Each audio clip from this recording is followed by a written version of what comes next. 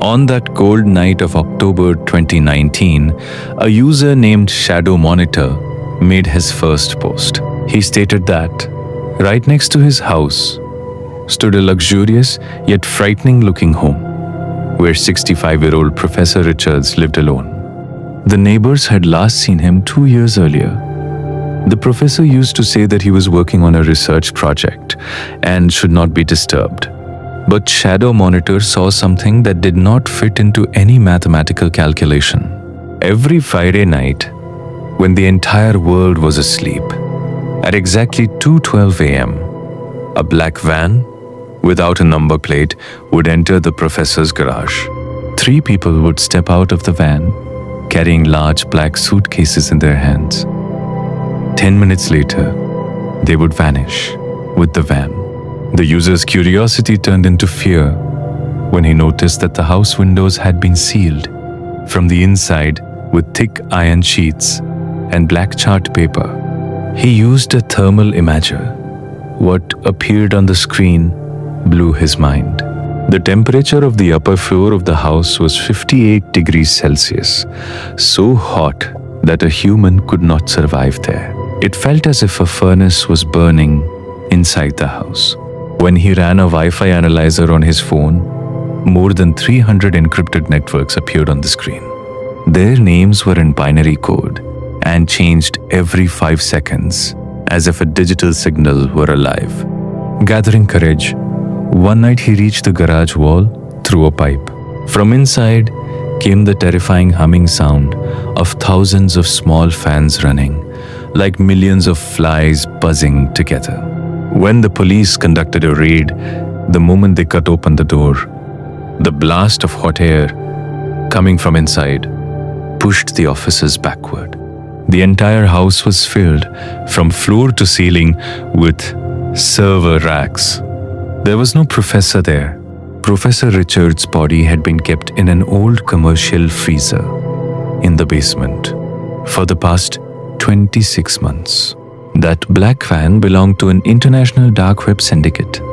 They were using the professor's identity and the electricity of his house to operate the world's largest illegal data center. Those servers were processing data related to innocent children and arms trafficking, trails that no agency in the world had been able to trace. Even today, the electricity meter of that house sometimes runs like crazy, as if the professor's soul is still trying to cool those servers.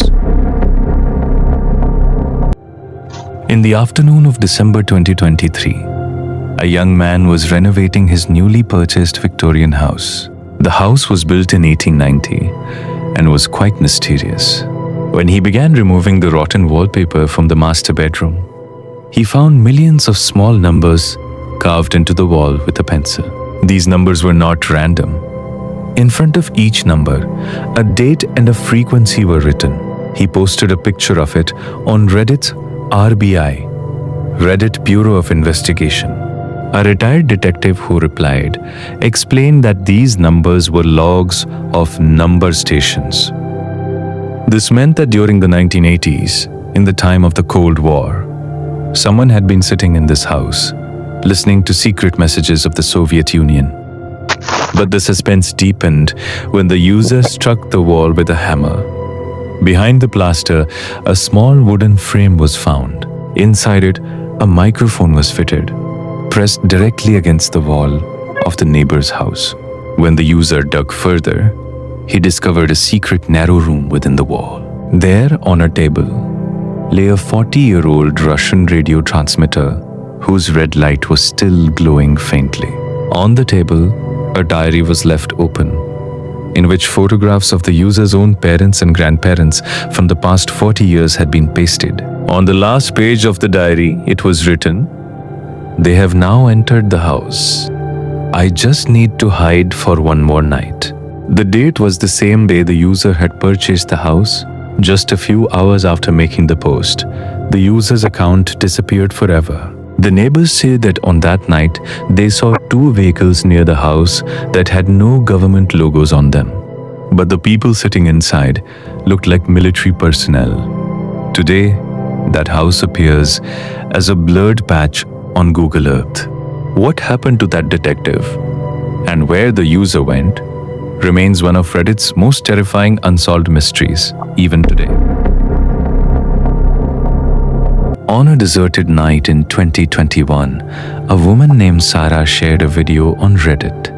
In the video, only the grill of the ceiling vent was visible, and from it, a very faint sound of breathing could be heard. For several weeks, Sarah had been noticing that food was being stolen from her kitchen, like a slice of bread or a sip of milk. She thought it might be mice, but mice do not know how to open the cap of a milk bottle. One night, she fixed her GoPro camera inside the vent. At 3:14 a.m., the vent grill slowly slid aside.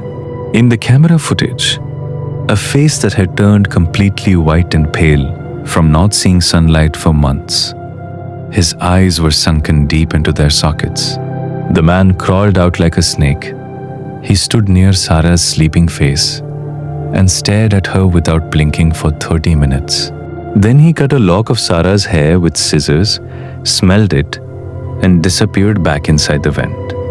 When the police arrived and broke open the false ceiling, they were stunned. There was an entire mini apartment built inside. In the empty space between the walls, they found Sarah's stolen clothes, her used toothbrushes, and hundreds of photographs that had been taken while Sarah was sleeping or bathing. The man was the building's former caretaker, who had been fired for being mentally unstable. He had been living with Sarah for the past 18 months, inside the very structure of her own home. Sarah wrote one last time on Reddit, "I can now hear someone's heartbeat from every wall. I will never be able to live alone in a house again." This story is about a teenager who is now living an anonymous life. He and his 3 friends had gone to a lake called Echo Lake, a place where going was legally forbidden. At 1 a.m., while they were sitting quietly at their camping site, they saw a boat moving across the calm waters of the lake. There were no lights on the boat, only a tiny light like a matchstick flame that flickered on occasionally. The friends looked through a night vision binocular. There were 3 shadows on the boat. They were throwing very large and heavy black garbage bags into the deepest part of the lake. Before throwing each bag, one man wrapped heavy stones, tied with chains, around the bag. As the bag hit the water, it made a sound that could make anyone's heart tremble. A wet and heavy thud. The next morning, when they were about to flee from there, they found a small, old recorder in the bushes. Perhaps it belonged to one of those men. When the boys played it, there was no music on it. There was only a torn, broken voice of a woman repeatedly saying, "Where is my child? What are you people doing?" And then the sound of a heavy stone striking something is heard, and everything goes silent. The boys handed the recorder over to the police. After weeks of effort, when divers went down beneath the lake, they found not 5, but 12 such bags containing human remains. All of the bags were tied with chains. That quiet lake was actually a graveyard of a human harvesting gang. Even today, that user says that whenever he sleeps, he hears the sound of the same boat's oars at his window, as if those people are coming back to reclaim their recorder.